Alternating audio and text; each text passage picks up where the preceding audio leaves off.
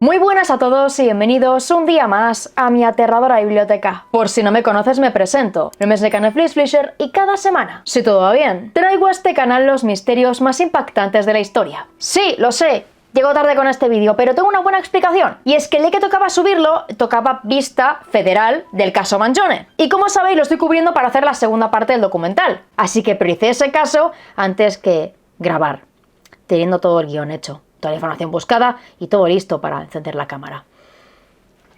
Mil perdones por ello. Pero estamos aquí para solucionarlo y el caso de hoy os prometo que os dejará de piedra. Y es que es el caso de la familia Kato, el cual, en el día presente, por increíble que parezca, no está resuelto. Porque, señores, no hay ni una sola evidencia. Y algunos expertos se atreven a decir que podría ser el crimen perfecto. Así que espero que estéis bien sentados porque este caso os va a dejar completamente helados. Dicho esto, no me enrollo más, y si queréis saber qué pasó exactamente en el caso de hoy, ya sabéis, apagad todas las luces, cerrad todas las puertas y poneos cómodos, porque aquí empiezan vuestras nuevas pesadillas.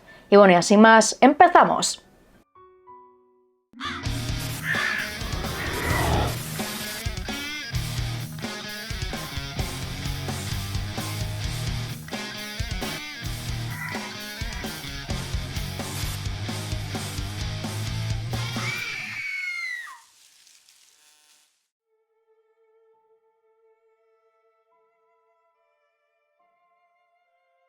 Para conocer la historia de hoy, debemos viajar en el tiempo, hasta septiembre de 2004, y debemos ubicarnos en la ciudad de Toyoake, en la prefectura de Aichi, Japón.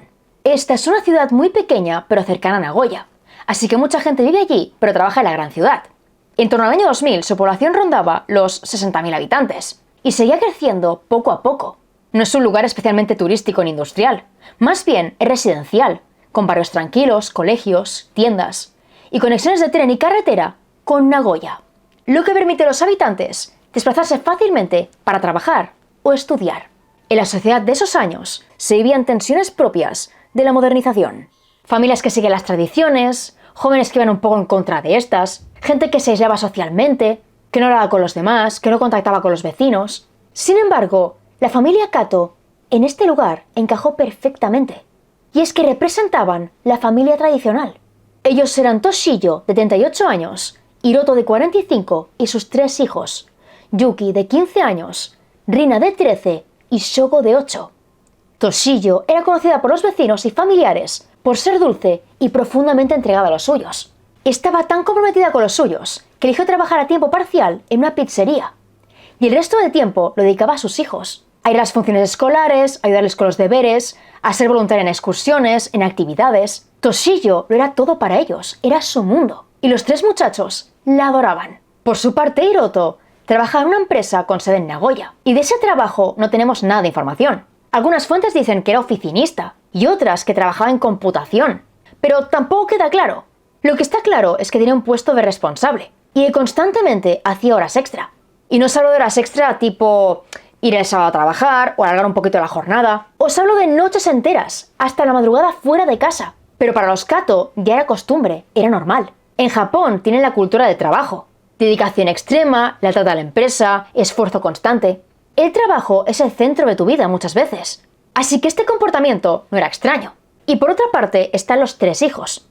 El mayor, Yuki, nació en el 89. Y se dice que era un gran atleta. Iba a karate, hacía atletismo. Y aparte de esto, era muy popular. La mediana, Rina, nació en el 91 y también era deportista. Hacía vóley, amaba la música, tocaba el piano y además le encantaba hacer pulseras. Y su sueño era ser enfermera. Y por otra parte está el pequeño Shogo, nacido en 1995. Shogo era descrito como el típico hermano pequeño, el consentido de la casa. Era muy fan de un personaje llamado Ultraman y de mayor quería ser policía. De hecho, lo planeó con su mejor amigo. Harían las pruebas, serían policías, estarían siempre juntos, lucharían contra el mal. Era un niño de 8 años, con mucha fantasía, mucha ilusión. Y esto de luchar contra los malos nos lleva hasta lo que estaba ocurriendo en su ciudad en aquellos momentos. Porque en el año 2004 estaban ocurriendo cosas muy extrañas. Esta ciudad siempre fue muy tranquila, pero últimamente los vecinos se quejaban. Se quejaban de gente que deambulaba por las calles, desconocidos, coches con matrículas de Nagoya aparcados en las esquinas, gente sospechosa como vigilando. Y también se reportaron robos en casas. La gente no sabía qué hacer, cómo parar esto. Y de la noche a la mañana, los Kato tuvieron experiencias muy inquietantes. Una tarde estaban todos en casa, tranquilos, viendo la tele, cuando de pronto se escuchó algo extraño. Shogo se levantó del asiento, fue hacia la entrada y se encontró un extraño forzando la cerradura, queriendo entrar.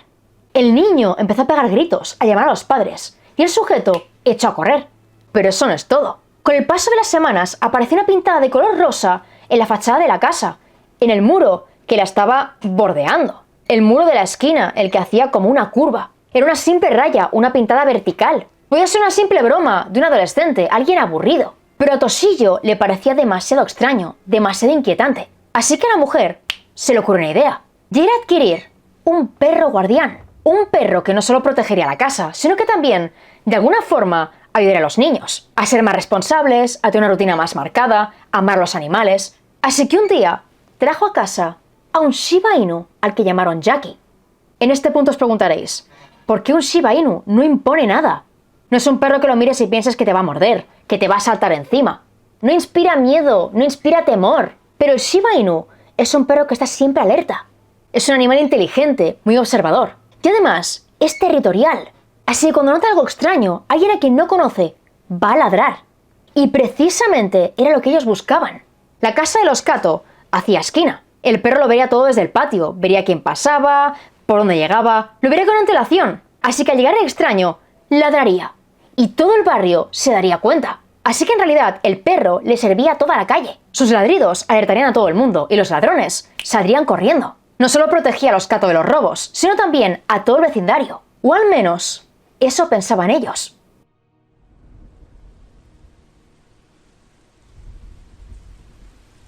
Viajamos ahora al martes 7 de septiembre de 2004.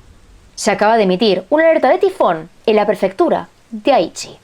Y los colegios cancelaron las clases. Pero ¿qué pasa? Que en ese momento, cuando todo se emite, los niños ya están en clase.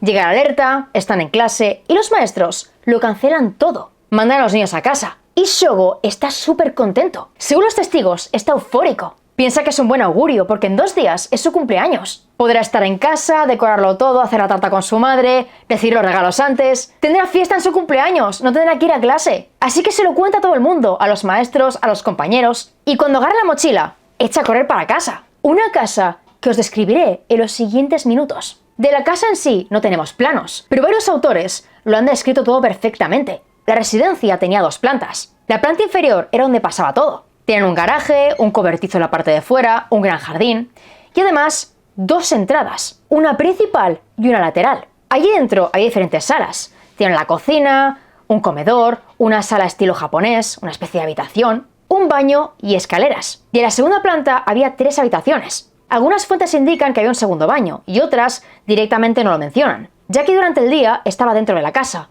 pero por la noche, por el tema de la vigilancia, dormía fuera, en el patio delantero. Tenía todo el patio para él, podía recorrerlo enterito solo. Parte delantera, lateral con la segunda puerta, zona del patio trasero, la zona del cobertizo. Todo eso era suyo, del perro. Así que el animal vigilaba la casa por completo. Y este detalle es muy importante en la historia. El día 7, Shogo vuelve a casa muy emocionado. Y según los vecinos le escuchan reír y jugar con los hermanos. Y el día 8, más de lo mismo. No obstante, este día ocurre algo muy interesante. El día 7, Hiroto trabaja todo el día en Nagoya. Y el día 8 sigue trabajando en Nagoya. Se va muy temprano, mientras la esposa y los niños se quedan solos en casa, decorando, haciendo el pastel, hablando con amigos por teléfono. Hay vida en la casa, hay alegría. Y cuando cae la noche, supuestamente, todos iban a cenar juntos. Ese era el plan que tenían. La cena estaba casi lista, estaban todos muy emocionados, y entonces sonó el teléfono. Quien respondió supuestamente fue Shogo, porque estaba muy feliz. Pensaba que era un familiar, que iban a felicitar, a decirle algo bueno, pero quien llamó era su padre, el cual, muy serio, le pidió hablar con su madre. El niño pasa el teléfono, Toshio responde, y automáticamente su tono cambia por completo. Respondió muy alegre, pero ahora estaba muy triste, porque Hiroto le decía que esa noche no cenaría en casa, que otra vez trabajaría hasta tarde, probablemente hasta la madrugada, y le soltó que lo hacía por el bien de la familia, porque así el día siguiente se tomaría un día libre, de fiesta, podría estar con ellos, celebrar, etcétera, etcétera, etcétera. No obstante, había otra cosa interesante. Y es que el señor le comentó que olvidó las llaves en casa, así que le pidió que por favor dejara una llave extra, una llave de repuesto, en el cobertizo, para que así cuando volviera no tuviera que llamar al timbre. A lo que Toshio le dijo que sí, que no se preocupara. La mujer cuelga el teléfono, la familia cena tranquilamente, quizás ven un poco la tele, y después las luces se apagan. Sobre las 3:30 de la madrugada del 9 de septiembre, un vecino no podía dormir. Daba vueltas en la cama, estaba incómodo, tenía insomnio, y entonces escuchó el motor de un coche. Se levantó, miró a través de la cortina, y vio que en la esquina había un coche con matrícula de Nagoya.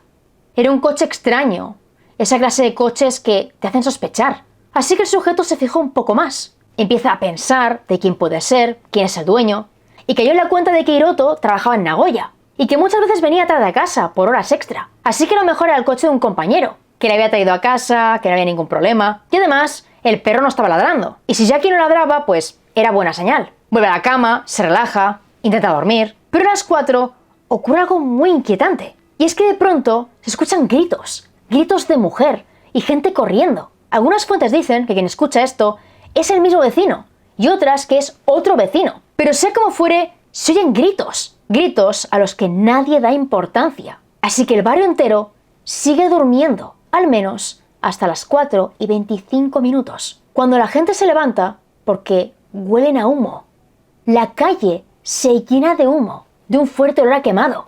Y cuando la gente mira por la ventana, descubren que la casa de los Kato es una bola de fuego. Está completamente envuelta en llamas. Así que de inmediato llaman a emergencias. Llegan los bomberos, la policía, salen los vecinos a la calle, llaman amigos, familiares de los Kato. Y el hermano de Hiroto le llama al trabajo, le pide que venga de inmediato, le cuenta lo que está pasando. E Hiroto lo deja todo y vuelve a casa. Pero para cuando llega es demasiado tarde, porque su casa ha sido reducida a cenizas y de su familia no hay ni rastro.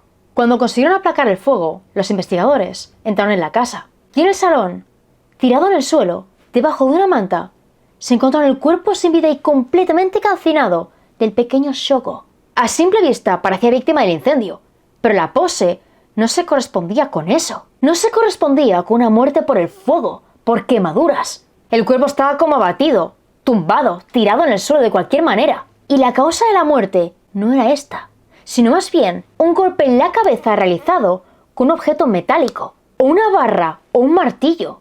Los investigadores van a la segunda planta y allí encuentran más cuerpos. Yuki estaba tumbado en su cama, de nuevo, sin signos de haber muerto por el fuego. Estaba calcinado debajo de una manta, pero en su cabeza había otro golpe, también hecho con un objeto metálico que podía ser un martillo o una barra. La causa de la muerte era desangramiento. Le golpearon, le dejaron inconsciente y lentamente perdió la vida. Pero quien se llevó la peor parte fueron la madre y la hija. Toshio fue abatida en su cama a base de puñaladas, y estas puñaladas se hicieron con un cuchillo de caza. Y después estaba Rina, la cual recibió 10 puñaladas más. La madre tenía como 12, ella tenía 10.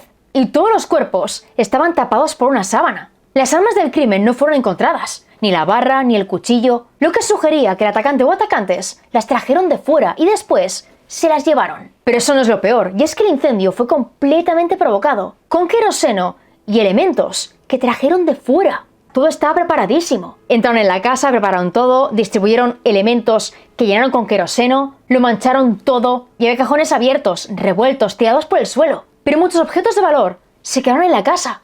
Así que el robo realmente no tenía sentido. Puede que robaran, que se llevaran algo, pero allí había joyas, había oro.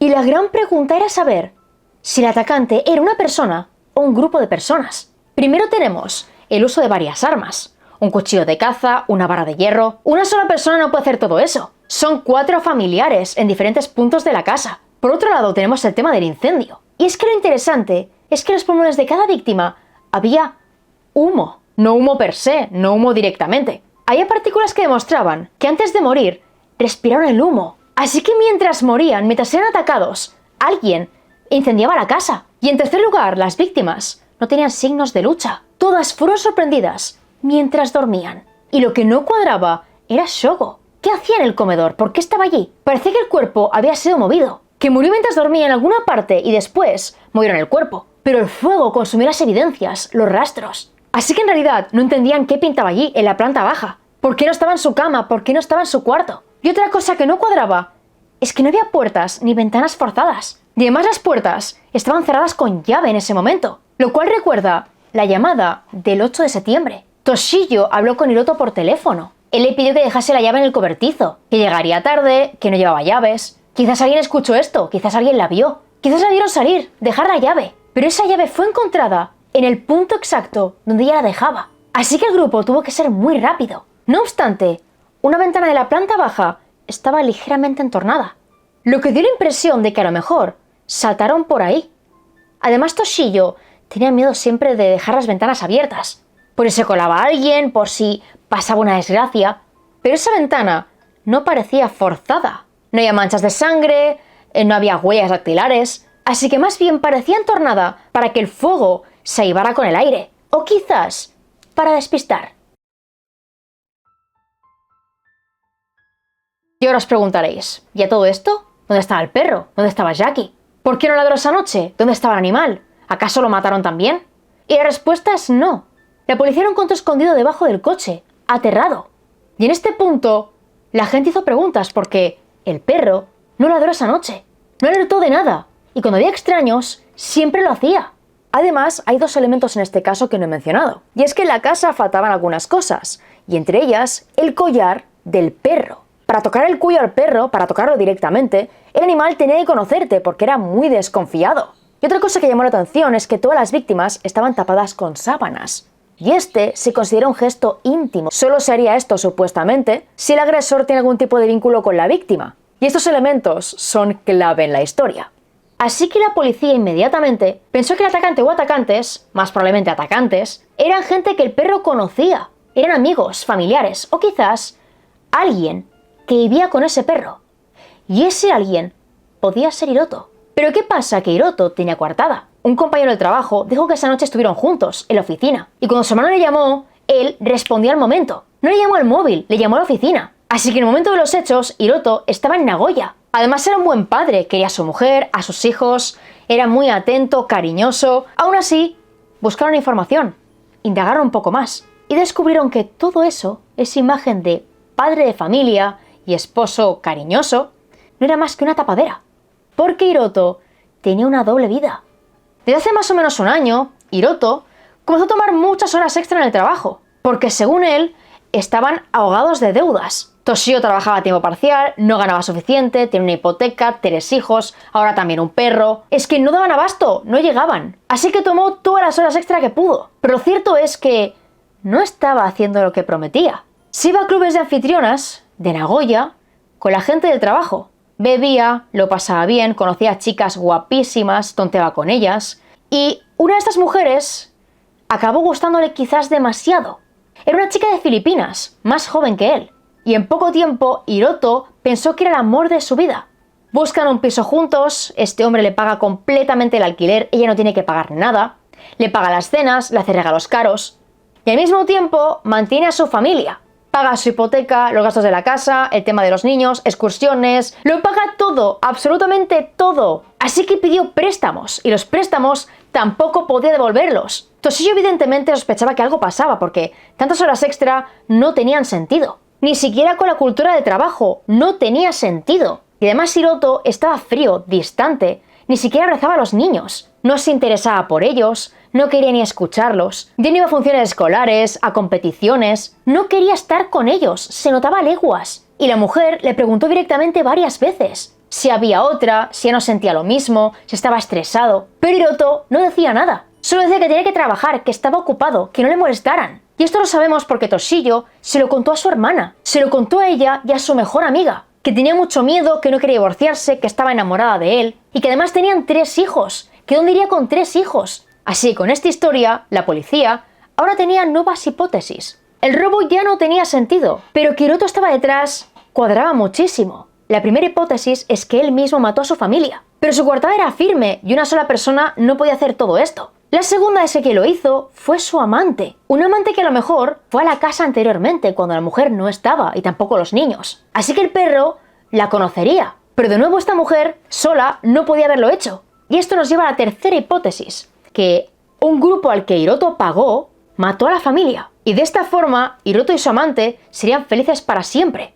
No obstante, el culpable o culpables no dejaron el más mínimo rastro en la casa. Ni huellas, ni sangre, nada de nada, porque las llamas lo destruyeron todo. Lo que estaba claro según la policía era lo siguiente. El grupo entra en la casa, con llaves o sin ellas, por alguna parte. No fuerzan nada, así que a lo mejor sí tienen llaves. Se reparten por la casa, alguien prepara el fuego, las llamas, usa el queroseno, lo que traen de fuera, y otras 2 o 3 personas, o quizás más, buscan a cada una de las víctimas y acaban con sus vidas. Tiene pinta de que eran entre 3 y 4 atacantes. Y cuando acaban con todo, antes de que las llamas devoren toda la casa, se cambian la ropa, queman la ensangrentada y se van. Y de esta forma no dejan huellas, lo eliminan todo en la misma escena, llevando consigo el cuchillo y la barra de hierro. Pero por desgracia, como os digo, no había ni una sola evidencia. Con lo cual este caso, aparentemente, era el crimen perfecto. Porque es que encima no había ni cámaras de vigilancia. En marzo de 2005, 6 meses después de este crimen, Hiroto Kato fue arrestado bajo sospecha de fraude, ya que fue acusado de haber estafado 5,2 millones de yenes. Y ahora os preguntaréis, ¿y cómo fue esto posible? Porque supuestamente robó un ordenador del trabajo y lo vendió. Pero eso no es todo. Y es que además le acusaron de recibir dinero efectivo al realizar pedidos inflados de máquinas, herramientas, a una empresa comercial, y la cantidad total robada incluía también ventas de ordenadores de su propia empresa. Y este fraude ascendía a unos 13 millones de yenes. Él finalmente se declaró culpable y fue condenado a 3 años de cárcel, aunque algunas fuentes dicen que esta condena nunca se efectuó. No obstante, debo deciros que la población estaba indignadísima porque para ellos el tema del fraude estaba directamente vinculado con el crimen de su familia. Él tenía deudas, tenía que mantener al amante, a la familia le sobraba. Le sobraban la mujer, los 3 hijos, y tenía tantas deudas que decidió acabar con la raíz de todo, con lo que según él tenía la culpa de su desgracia. No obstante, la policía no investigó este vínculo, este enlace, y el tema del fraude se vio como un caso aparte.